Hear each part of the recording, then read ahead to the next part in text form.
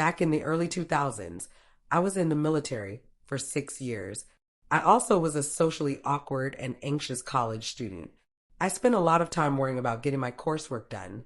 Every minute I had to spend on the Air Force Base for reserve duty made me feel pressed for time. But how dare I complain? I had volunteered to join the military. Now it was expected for me to do my job and do it well. My choice to join the military was a poorly thought out decision. I did not fully comprehend what I had signed up for. There were lots of unpleasant things about the military that I wished I had been more aware of before signing up. But as a young, dumb senior in high school, I was just trying to something to help me pay for college. Retiring at age 39 and seeing other countries were my goals for joining the military. It didn't take very long for me to realize the gravity of my decision when I got to basic training at Lackland Air Force Base in Texas.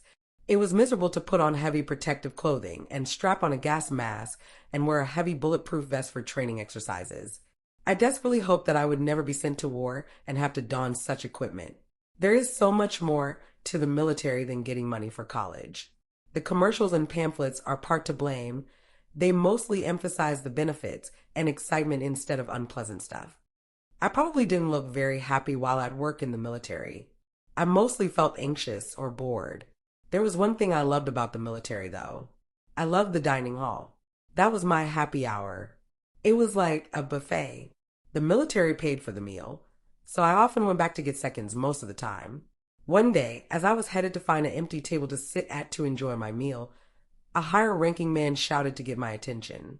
I had passed his table and turned to look at him, feeling confused. "Sit right there." He pointed at the booth seat directly in front of him.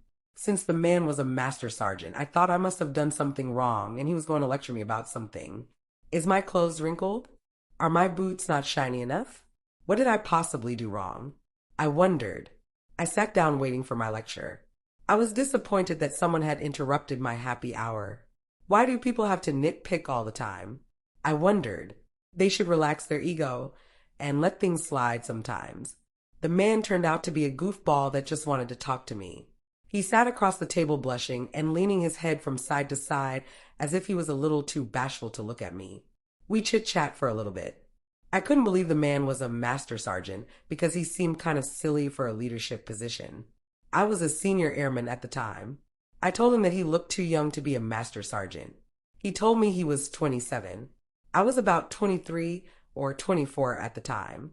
The man asked me if I wanted to go watch the new X-Men movie later that evening. No way.